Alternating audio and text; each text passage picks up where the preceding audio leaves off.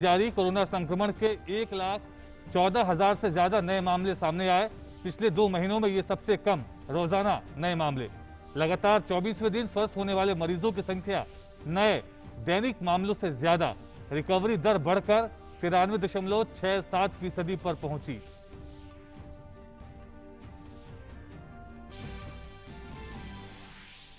उत्तर प्रदेश में कोरोना मामलों की कमी के चलते केवल 4 जिलों को छोड़कर बाकी 71 जिलों से हटा कर्फ्यू।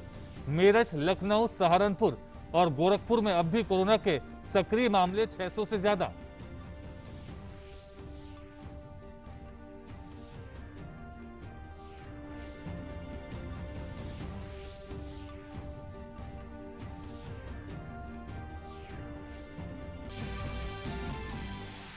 देश में कोरोना टीकाकरण के तहत अब तक 23 करोड़ से ज्यादा दी गई खुराकें। पिछले 24 घंटों में 33 लाख से ज्यादा दी गई खुराकें। 18 से 44 आयु वर्ग के 2 करोड़ 77 लाख लोगों को अब तक लगे कोविड टीके।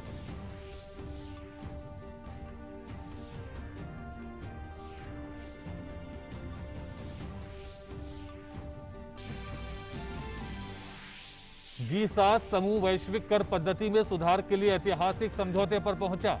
15% के न्यूनतम वैश्विक कॉरपोरेट कर की दर के समर्थन में हुआ सहमत। दुनिया भर के कर मुक्त ठिकानों के खिलाफ उठाया कदम।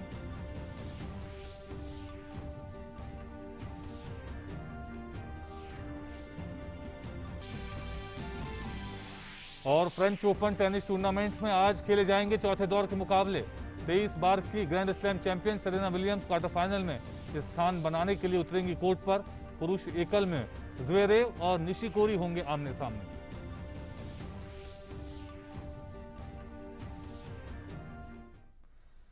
नमस्कार, समाचारों में आपका स्वागत है। मैं हूं नदीम अंसारी। देश में कोरोना वायरस के दैनिक मामलों में लगातार गिरावट दर्ज की जा रही है। केंद्र सरकार और राज्य सरकार के प्रयासों से आज देश भर में 1.14 लाख नए मामले सामने आए, जो कि पिछले 2 महीनों में सबसे कम है। स्वास्थ्य और परिवार कल्याण मंत्रालय के मुताबिक पिछले 24 घंटों में 1,14,460 नए मामले दर्ज किए गए। वहीं 1,89,232 मरीज उपचार करवाकर स्वस्थ हो चुके हैं, जिसके बाद देश में रिकवरी रेट बढ़कर 93.67% हो गया है। इस समय देश में सक्रिय मामलों की कुल संख्या 14,77,799 है। बीते 24 घंटों में देश भर में कोरोना से 2,677 लोगों की मौत हुई है। भारतीय चिकित्सा अनुसंधान परिषद के अनुसार भारत में कल कोरोना संक्रमण की जांच के लिए 20,36,311 नमूनों की जांच की गई। वहीं कल तक कुल 36,47,46,522 कोरोना नमूनों की जांच की जा चुकी है।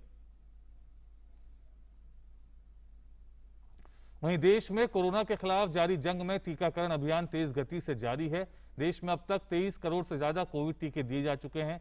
पिछले 24 घंटों में 33,53,539 टीकों की खुराक दी गई हैं, जिससे देश भर में कोरोना टीके की अब तक 23 करोड़ 13,22,417 खुराकें दी गई हैं।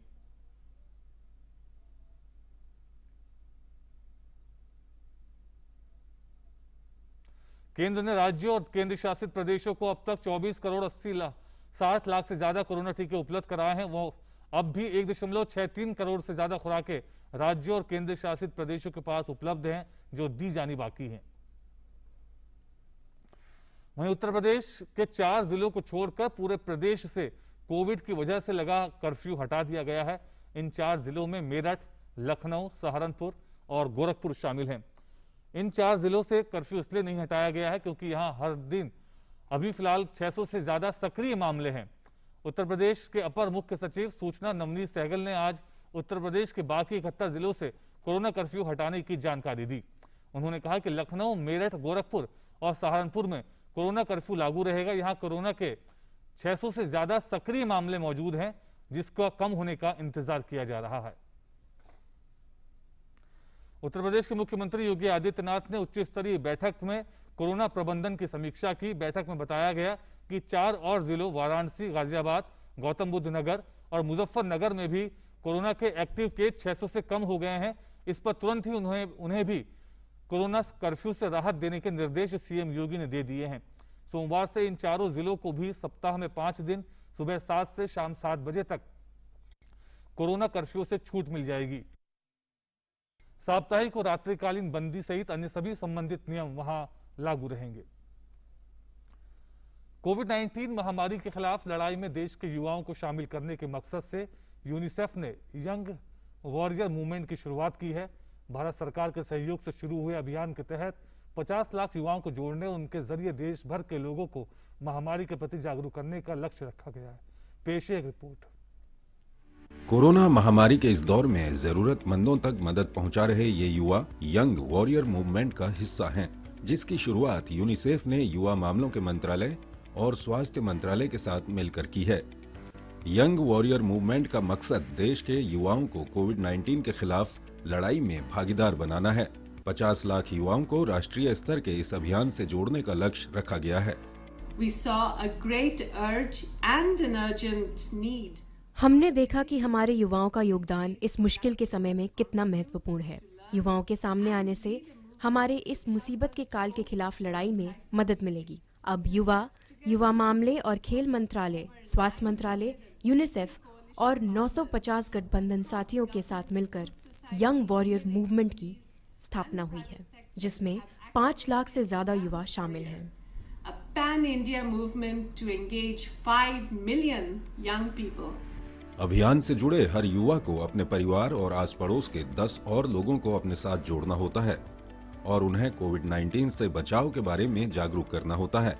यानी इस अभियान के जरिए कुल 5 करोड़ लोगों को जागरूक करने और उन तक सही सूचनाएं पहुंचाने का लक्ष्य रखा गया है। हमने युवाओं का एक समूह इकट्ठा किया, फिर उसके बाद उन्हें टीम्स में डिवाइड करके एक एक इशू पे काम करना शुरू किया। फॉर एग्जांपल ऑक्सीजन सिलेंडर्स के लिए कोई और बात करता था, बेड फैसिलिटीज़ को कोई और डील करता था। इसके अलावा मेडिसिन या फूड, ब्लड एंड ऑल सारी चीज़ों के लिए अलग अलग टीम काम कर रही थी। लगातार ग्राउंड से वेरीफाइड और रेलेवेंट इन्फॉर्मेशन कलेक्ट करके सोशल मीडिया के थ्रू उसको लोगों तक पहुँचाना। कक्षा 10 के बच्चे जो पढ़ नहीं पा रहे थे, उनके लिए एक्सपर्ट टीचर के साथ मिलकर एक योजना बनाई थी कि बच्चे पढ़ सके, और हमने ऐसे लेक्चर्स बनाए कि बच्चे रेडियो सुनते सुनते ही पढ़ने लगे थे। यंग वॉरियर मूवमेंट को CBSE, AICTE जैसी संस्थाओं के अलावा सरकारी और गैर सरकारी क्षेत्र के 1300 से अधिक साझेदारों का सहयोग मिला है। युवा व्हाट्सएप, टेलीग्राम या फेसबुक के जरिए यंग वॉरियर मूवमेंट से जुड़ सकते हैं। इसके अलावा 08066019225 पर मिस कॉल देकर भी वो इस अभियान का हिस्सा बन सकते हैं। निशान सौरभ की report, DD news, Delhi. Corona महामारी के दौर में उत्तराखंड पुलिस ने अपने स्लोगन मित्र पुलिस को ध्यान में रखकर काम किया। पुलिस की छवि को हमेशा लोग दूसरे नजरिए से देखते हैं, लेकिन कोरोना काल में पुलिस के प्रति लोगों का रवैया बदला है। हर कोई अब पुलिस को मान और सम्मान की निगाहों से देखने लगा है। कोविड कर्फ्यू के चलते जहां एक और पुलिस लगातार लोगों से नियमों का पालन कराने के लिए सख्ती दिखा रही है, तो वहीं दूसरी तरफ लोगों को हर संभव मदद पहुंचाने में भी जुटी है। उत्तराखंड पुलिस ने कोरोना के खिलाफ लड़ाई में आम जन की मदद के लिए 1 मई 2021 से मिशन हौसला शुरू किया। मिशन हौसला में प्रत्येक जनपद और बटालियन में कोविड कंट्रोल रूम स्थापित कर उनके नंबर जारी किए गए। मिशन मोड में 1 मई से 31 मई 2021 तक कार्य करते हुए जवानों ने हर संभव सहायता प्रदान करने का कार्य किया। जरूरतमंद लोगों को दवाइयाँ, oxygen, plasma, blood donation, ration सहित हर जरूरी सेवा उपलब्ध कराई गई। अब जिस प्रकार कोविड के केसों में कमी आई है, उसी अनुपात में सहायता के लिए आने वाली कॉल में भी कमी आई है, लेकिन हेल्पलाइन नंबर पूर्व की भांति चलते रहेंगे और पुलिस द्वारा सहायता भी की जाती रहेगी। मिशन हौसला के तहत इस 1 माह में पुलिस सहायता हेतु कुल 31,815 फोन कॉल प्राप्त हुई, जिन पर कार्रवाई करते हुए कुल 2,726 लोगों को ऑक्सीजन सिलेंडर, 792 लोगों को अस्पताल प्रबंधन से समन्वय कर अस्पताल में बेड, 217 लोगों को प्लाज्मा ब्लड डोनेशन, 17,609 लोगों को दवाइयाँ, 600 लोगों को एम्बुलेंस की सुविधा दिलाने में मदद की गई। साथ ही 94,484 लोगों को राशन, दूध व कुक्ड फूड, 792 कोरोना संक्रमितों का दाह संस्कार और 5,252 सीनियर सिटीजन से संपर्क कर उनकी सहायता की गई। बहुत से सामाजिक संगठनों और व्यक्तियों द्वारा व्यक्तिगत स्तर पर मिशन हौसला को सहयोग किया गया। डीजीपी उत्तराखंड पुलिस अशोक कुमार ने बताया कि मिशन हौसला को सफल बनाने में उत्तराखंड पुलिस के सभी अधिकारियों एवं जवानों ने दिन रात एक कर मानव सेवा के लिए कार्य किया है। मरीजों तक ऑक्सीजन सिलेंडर पहुंचाना हो या उनको अस्पताल ले जाकर बेड दिलाना, जरूरतमंदों की भूख मिटाना हो या उन्हें अस्पताल या घर पहुंचाना, हमारे जवान हर मोर्चे पर तन्मयता से जुटे रहे। मिशन हौसला ऐसा नहीं कि केवल पुलिस ही कर रही है, जैसे मैंने आपको बताया इसमें पब्लिक का हमें बहुत सहयोग मिल रहा है। जो पब्लिक संस्थाएं हैं, एनजीओज हैं, जो जागरूक लोग हैं, वो बिना अपना नाम दिए भी चाह रहे हैं कि हम पब्लिक की सपोर्ट करें। तो ये जो हमें सामग्री मिली है, ऐसा नहीं सिर्फ हमारे ही अपने संसाधन है, पब्लिक से ही हमें मिले। इसी तरह से प्रशासन का भी हमें पूरा सहयोग मिला है। जैसे कहीं भी मेडिकल कैंप लगाना है या कहीं पर जांच करवाना है, इससे संबंधित हमारा चूँकि एक कॉल सेंटर अपना शुरू किया था, इस वजह से हमारे पास ज़्यादा जल्दी जो है कॉल्स आ रही हैं और लेट आवर्स में भी हमारे यहाँ सर्विस रहती है। तो इस वजह से काफ़ी कॉल हमें लोग कर रहे हैं और प्रशासन, मेडिकल ऑफिसर और नगर पालिका प्रधान, इन सब के सहयोग से ही हम काम कर रहे हैं। मिशन हौसला के तहत प्रदेश के समस्त जनपदों में पुलिस कर्मियों ने जरूरतमंदों की मदद और सेवा की है। इस दौरान 2382 पुलिसकर्मी और उनके 751 परिजन भी कोरोना से संक्रमित हुए, जिसमें से 5 जवानों एवं 64 परिजनों की मृत्यु भी हुई। इसके बावजूद भी जवान अपनी ड्यूटी पर अडिग रहे। Bureau report, DD news. प्रधानमंत्री नरेंद्र मोदी ने 24वें बिम्स्टेक दिवस के अवसर पर बधाई दी है। प्रधानमंत्री मोदी ने हाल के वर्षों में समूह द्वारा कई मोर्चों पर की गई प्रगति की प्रशंसा की। प्रधानमंत्री ने महामारी के खिलाफ लड़ाई में मिलकर काम करने की आवश्यकता पर बल दिया। इस दौरान प्रधानमंत्री ने बिम्स्टेक को मजबूत नेतृत्व प्रदान करने के लिए वर्तमान अध्यक्ष श्रीलंका की सराहना की। प्रधानमंत्री ने बिम्स्टेक के नए महासचिव तेंजिन लेकफेल का स्वागत किया और संगठन की गतिविधियों के लिए प्रभावी समन्वय में बिम्स्टेक सचिवालय द्वारा निभाई जा रही महत्वपूर्ण भूमिका की सराहना की। विदेश मंत्री डॉक्टर एस जयशंकर ने भी बिम्स्टेक दिवस पर ट्वीट किया है। इस मौके पर उन्होंने कहा कि बंगाल की खाड़ी में सहयोग की अपार संभावनाएं हैं। बिम्स्टेक दक्षिण और दक्षिण पूर्व एशिया में सेतु का काम करता है। ये हमारी एक्ट ईस्ट और हिंद प्रशांत नीतियों में भी योगदान देगा।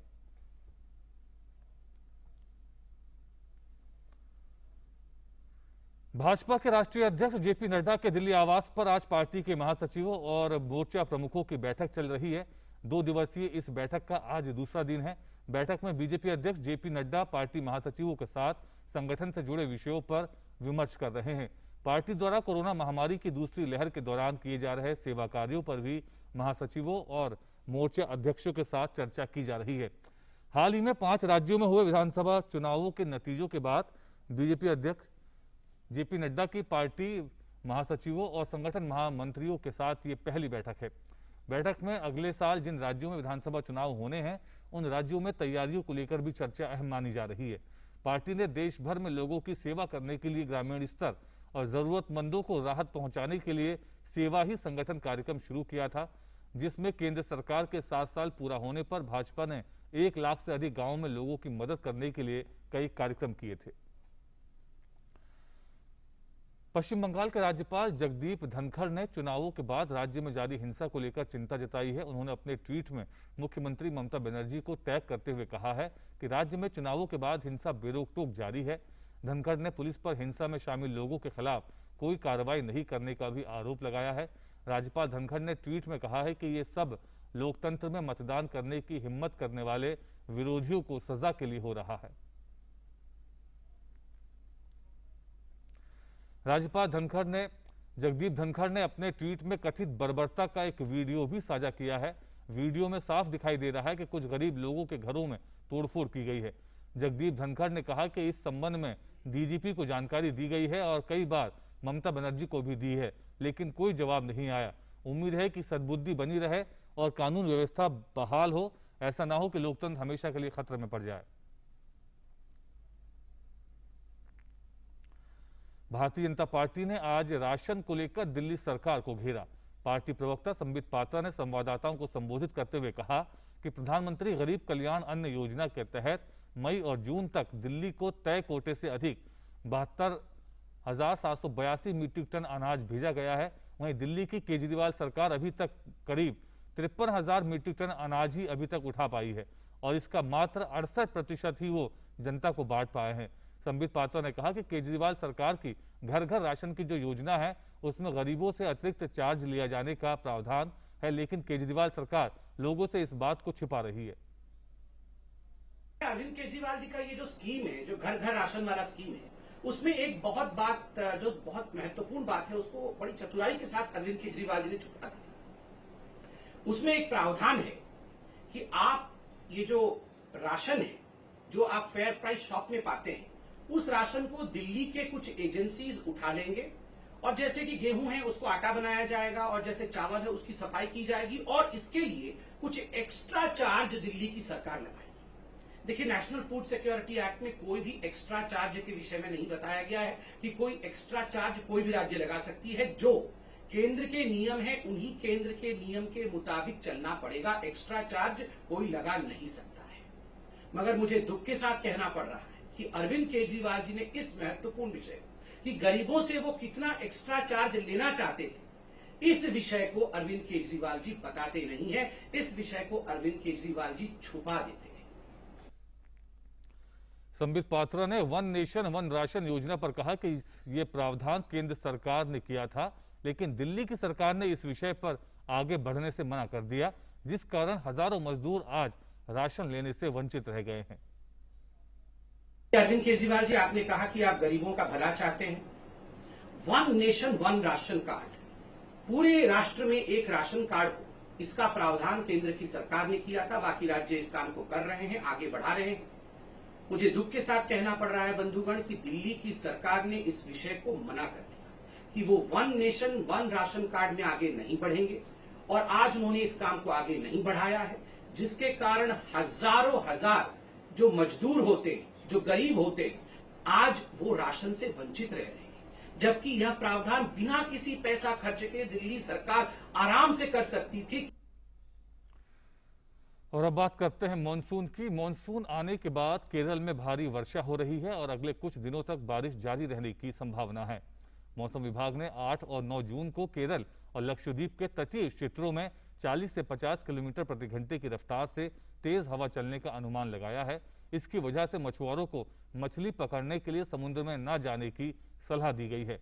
9 जिलों में येलो अलर्ट जारी किया गया है। इसके अलावा तमिलनाडु में भी मानसून के कारण रामेश्वरम सहित कई जगहों पर बारिश हो रही है। केरल के बाद महाराष्ट्र में मानसून ने दस्तक दे दी है। महाराष्ट्र में कल पहुंचे दक्षिण पश्चिम मानसून के कारण राजधानी मुंबई सहित राज्य के कुछ तटीय इलाकों में बारिश हुई है। मानसून औपचारिक रूप से तटीय रत्नागिरी जिले में हरनाई बंदरगाह पर पहुंच गया है। इसके दस्तक देने का वास्तविक क्षेत्र सोलापुर तथा मराठवाड़ा के कुछ हिस्सों तक है और उसके बाद तेलंगाना एवं आंध्र प्रदेश तक होता है। वहीं मौसम विभाग के अनुसार 15 जून तक दक्षिण पश्चिम मानसून के ओडिशा, झारखंड, पश्चिम बंगाल के कुछ हिस्सों और बिहार में पहुंचने की संभावना है।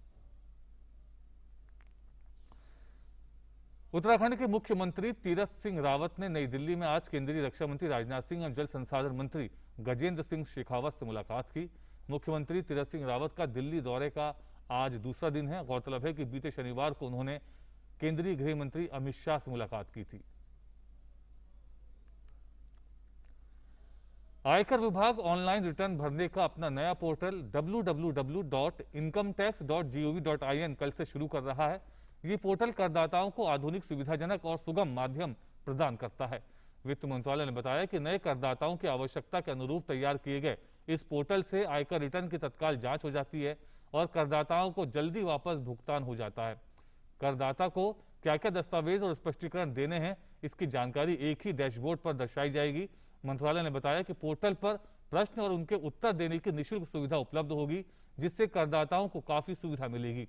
मंत्रालय के अनुसार करदाता अपने वेतन, आवास, संपत्ति, व्यवसाय और अन्य प्रकार की जानकारी पोर्टल पर दर्ज करा सकते हैं, जिसे आयकर रिटर्न भरने से पहले इस्तेमाल किया जा सकता है। वित्त मंत्रालय ने बताया कि नई कर भुगतान प्रणाली अग्रिम भुगतान की किस्त जमा करने की अंतिम तारीख 18 जून के बाद आरंभ की जाएगी, ताकि करदाताओं को कोई असुविधा ना हो। करदाताओं को पोर्टल की विभिन्न विशेषताओं की जानकारी देने के लिए पोर्टल के बाद मोबाइल ऐप भी शुरू किया जाएगा। दिग्गज अभिनेता दिलीप कुमार को सांस लेने में तकलीफ के चलते मुंबई के हिंदुजा अस्पताल में भर्ती कराया गया है। 98 वर्षीय दिलीप कुमार की सेहत पर लगातार नजर रखी जा रही है। दिलीप कुमार के आधिकारिक ट्विटर हैंडल के एक ट्वीट के मुताबिक उन्हें सांस लेने में हो रही परेशानी के चलते नियमित जांच के लिए नॉन कोविड अस्पताल में भर्ती कराया गया है।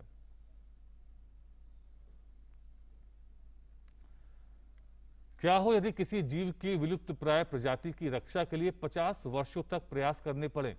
ऐसी ही कोशिशों ने एक प्रजाति को विलुप्त होने से बचा लिया। हम बात कर रहे हैं विलुप्त होने की कगार तक पहुंच चुकी मछली की एक प्रजाति महाशीर की। इसे मीठे पानी का चीता भी कहा जाता है। जीवित रहने के लिए एक विशेष ऑक्सीजन स्तर और प्रदूषण रहित पानी की जरूरत की वजह से मीठे पानी की ये मछलियां धीरे धीरे प्रकृति संरक्षण के अंतर्राष्ट्रीय संघ की खतरे में आ चुकी प्रजातियों की सूची में नीचे जाती चली गई। 50 साल पहले टाटा पावर ने महाशीर मछलियों के संरक्षण के लिए कदम बढ़ाया। महाराष्ट्र के लोनावाला में स्थित वलवन के मछली पालन केंद्र में महाशीर के 4-5 लाख व्याप्त का प्रजनन कराया गया। कंपनी ने इंद्रायणी नदी पर बांध बनाकर विशाल झील तैयार की। 5 दशकों के प्रयास के बाद टाटा पावर के वलवन के मछली पालन केंद्र में पाली जा रही महाशीर की 2 प्रजातियों में से एक नीली धारीदार प्रजाति को न्यूनतम चिंताजनक का दर्जा दे दिया गया है। इसका अर्थ है कि अब इस प्रजाति पर विलुप्त होने का संकट बाकी नहीं रहा है। सुनहरी महाशीर प्रजाति अभी भी खतरे वाली सूची में है और उसको भी उससे बाहर निकालने का काम लगातार जारी है। हिमाचल प्रदेश के सिरमौर जिले की शिवालिक पहाड़ियों में दुनिया का सबसे लंबा जहरीला सांप किंग कोबरा देखा गया। वन्य प्राणी विभाग के मुताबिक प्रदेश में इससे पहले कभी इतना बड़ा किंग कोबरा नहीं देखा गया। हालांकि ये किंग कोबरा कुछ सप्ताह पहले देखा गया था, लेकिन अब इससे जुड़ी तस्वीरें सामने आ रही हैं। मामला जिले के पौंटा साहिब के गिरिनगर इलाके का है। बता दें कि दुनिया का सबसे जहरीला सांप किंग कोबरा है। इस कोबरा की लंबाई 12 से 15 फीट बताई जा रही है।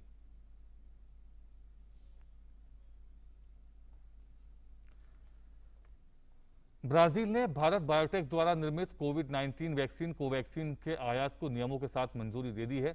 ब्राजील की राष्ट्रीय स्वास्थ्य निगरानी एजेंसी ने कोवैक्सीन के आयात और उपयोग को अपनी मंजूरी दी है। ब्राजील द्वारा कोवैक्सीन की 4 मिलियन खुराक को आयात करने की बात कही गई है, जिसका उपयोग केवल विशिष्ट परिस्थितियों में किया जा सकता है। दुनिया के सबसे विकसित 7 देशों के समूह G7 के बीच ग्लोबल कॉर्पोरेट टैक्स को लेकर ऐतिहासिक सहमति बन गई है। लंदन में हुई बैठक में G7 देशों के बीच ग्लोबल कॉर्पोरेट टैक्स की न्यूनतम दर 15% के स्तर पर रखने की सहमति बनी है। इस सहमति के बाद गूगल, फेसबुक, अमेजॉन जैसी बड़ी कंपनियों से विकसित देशों को टैक्स के रूप में बड़ी राशि मिल सकेगी। इसके साथ ही आने वाले दिनों में दुनिया भर के उन तमाम देशों को इन कंपनियों को टैक्स के रूप में बड़ी राशि का भुगतान करना पड़ेगा, जहां वो अभी मामूली टैक्स का भुगतान करके काम कर रही हैं। अभी ये कंपनियां वैश्विक कर प्रणाली के अस्पष्ट होने के कारण बहुत मामूली टैक्स का भुगतान करती रही हैं। यही वजह है कि G7 देशों ने लंबे समय तक बातचीत करने के बाद ग्लोबल कॉर्पोरेट टैक्स और उसकी न्यूनतम दर के बारे में सहमति बनाई है। G7 देशों के बीच हुए समझौते के मुताबिक ग्लोबल कॉर्पोरेट टैक्स का भुगतान उसी देश में किया जाएगा जिस देश में बहुराष्ट्रीय कंपनियों की तर्ज पर काम कर रही गूगल, फेसबुक, अमेजॉन जैसी कंपनियां व्यापार कर रही होंगी। इस सहमति में साफ किया गया है कि किसी भी देश में ग्लोबल कॉर्पोरेट टैक्स कम से कम 15% की दर से वसूला जाएगा। कोई भी देश इस मामले में कंपनियों को किसी भी तरह की रियायत नहीं देगा। टैक्स की अधिकतम सीमा उस देश की सरकार तय करेगी। गौरतलब है कि यह समझौता इसलिए भी काफी महत्वपूर्ण है क्योंकि अभी अंतर्राष्ट्रीय टैक्स ढांचे को लेकर नियमों में काफी अस्पष्टता है। G7 देशों के बीच ग्लोबल कॉर्पोरेट टैक्स को लेकर बनी सहमति ग्लोबल टैक्स सिस्टम तैयार करने के लिए एक आधार का काम करेगी। अमेरिका, ब्रिटेन, फ्रांस और जर्मनी सहित कई देशों ने इस ऐतिहासिक समझौते का स्वागत किया है।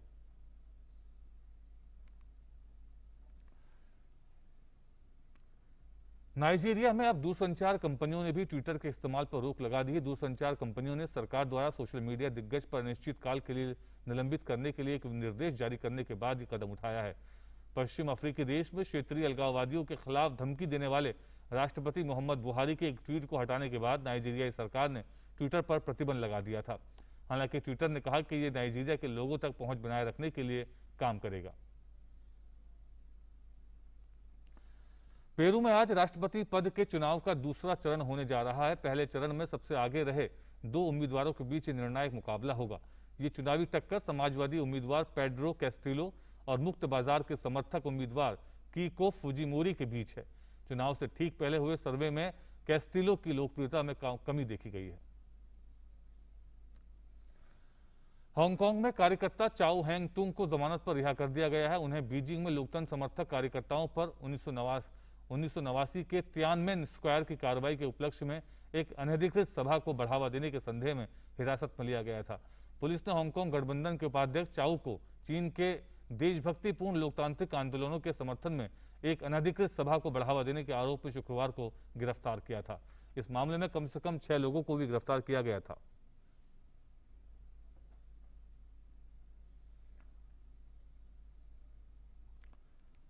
और खेल की खबरों में साल के दूसरे ग्रैंड स्लैम फ्रेंच ओपन में आज चौथे दौर के मुकाबले खेले जाएंगे।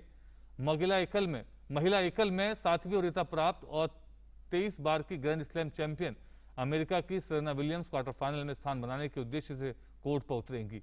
सेरेना का सामना रूस की 21वीं वरीयता प्राप्त एलिना रिबाकिना से होगा। महिला एकल में ही 15वीं वरीयता प्राप्त बेलारूस की विक्टोरिया अजारेंका भी चौथे दौर का मुकाबला खेलेंगी।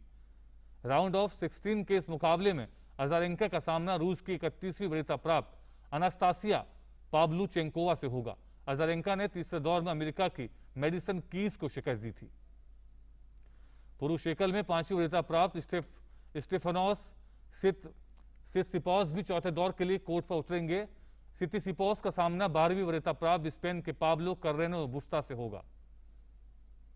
पुरुष एकल के चौथे दौर में आज टेनिस प्रेमियों को युवा स्टार अलेक्जेंडर ज़्वेरेव और अनुभवी काई निशिकोरी के बीच एक रोमांचक मुकाबला देखने को मिल सकता है।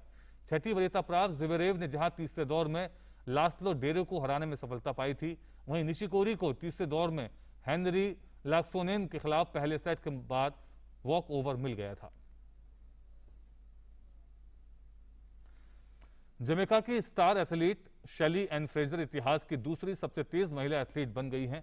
100 मीटर में 2 बार की ओलंपिक चैंपियन शेली फ्रेजर ने किंगस्टन में आयोजित हुए नेशनल ट्रायल में 10.63 सेकंड का समय निकाला। इसी के साथ वो मौजूदा समय में दुनिया की सबसे तेज महिला धावक बन गई हैं। महिलाओं में 100 मीटर रेस सबसे कम वक्त में पूरी करने का रिकॉर्ड अमेरिका की फ्लोरेंस जोयनर के नाम है। उन्होंने 1988 में 10.49 सेकंड का समय निकाला था। 34 वर्षीय शैली ने इसी के साथ टोक्यो में होने वाले ओलंपिक के लिए 100 मीटर के स्वर्ण पर अपनी दावेदारी मजबूत कर ली है। केंद्रीय शिक्षा मंत्री रमेश पोखरियाल निशंक ने आज भारत के राज्यों और केंद्र शासित प्रदेशों के लिए परफॉर्मेंस ग्रेडिंग इंडेक्स PGI 2019 भी जारी करने की मंजूरी दी है। सरकार ने स्कूली शिक्षा के क्षेत्र में परिवर्तन लाने के लिए 70 मापदंडों वाला परफॉर्मेंस ग्रेडिंग इंडेक्स पेश किया है। पंजाब, चंडीगढ़, तमिलनाडु, अंडमान और निकोबार द्वीप समूह और केरल को 2019-20 के लिए उच्चतम ग्रेड के रूप में स्थान दिया गया है। और इसी के साथ इस बुलेटिन में फिलहाल इतना ही, लेकिन DD न्यूज पर खबरें लगातार जारी हैं। हमें दीजिए अनुमति। नमस्कार।